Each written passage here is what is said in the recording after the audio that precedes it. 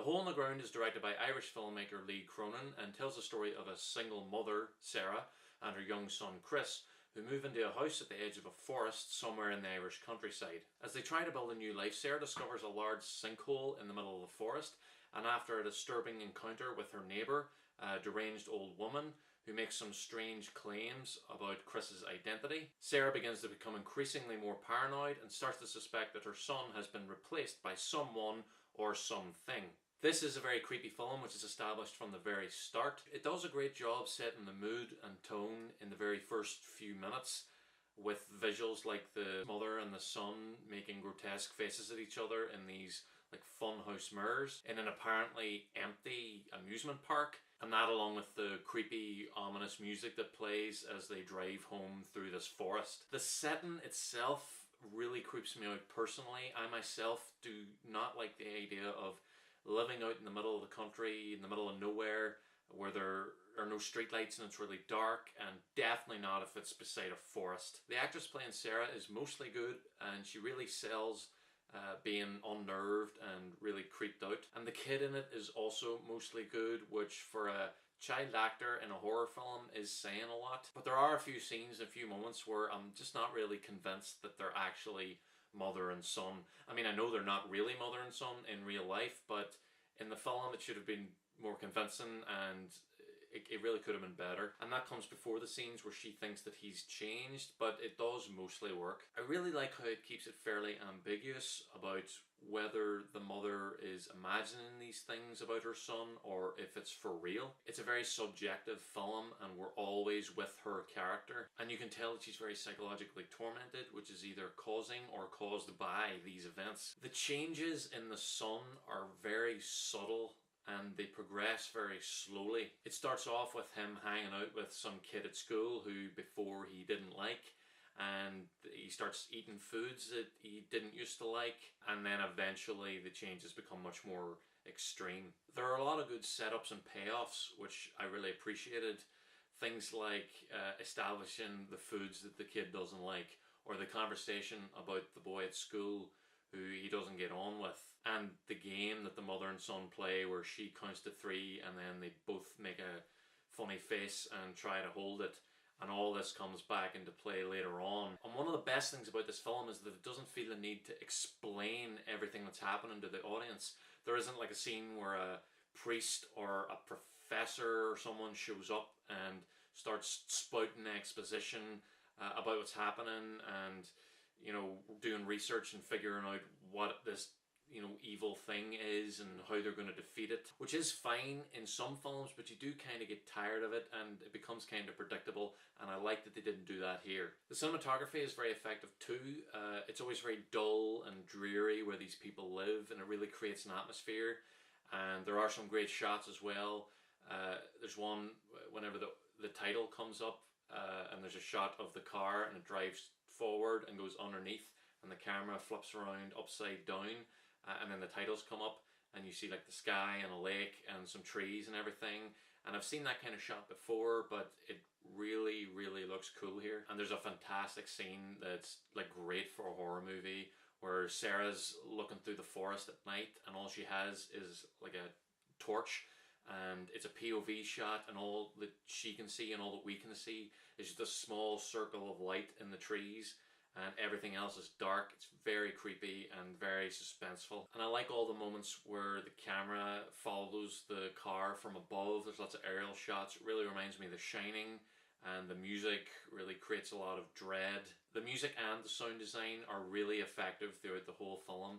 You can always kind of hear like the wind rustling through the trees. It's very eerie. They also do this thing where they must put the microphone like really close to the actors' mouths when they're eating, and then they pump up the volume because it's really unpleasant, and the camera is really close to his mouth, and the sound of the kid like munching on spaghetti it's just disgusting. And it's really good at putting us in the headspace of the mother as she's kind of watching him and like being very suspicious of him. Like I said, there is no scene that explains exactly what's happening, but I think some people will know. I already knew because a few years ago I watched a film directed by Clint Eastwood called Changeling, which stars Angelina Jolie as a woman whose son goes missing, and then the police say they found him, and she comes in and they give her a completely different child and say, no, that's your son, and she's like, no, it's not, and it's this whole crazy drama. It's based on a true story, and it's really dark, and it's a really compelling film. And when I watched it years ago,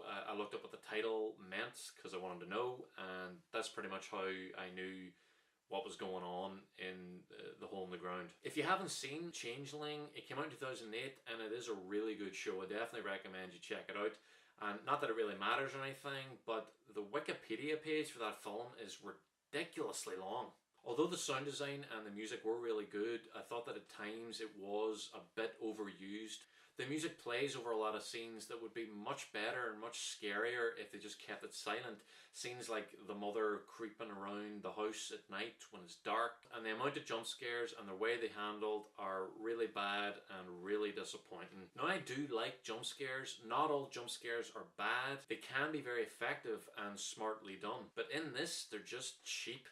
Like loud musical stings whenever something suddenly moves or something appears in the frame. Like that scene in the forest with the torch, which works really well until the light catches this little bit of movement and you think you see something, which is kind of creepy, and if they just left it like that it would have been fine, but instead there's a sharp musical note like you'd hear in the trailer for a horror film. Especially that scene and another scene where the mother is looking underneath the crack of the door at her son inside.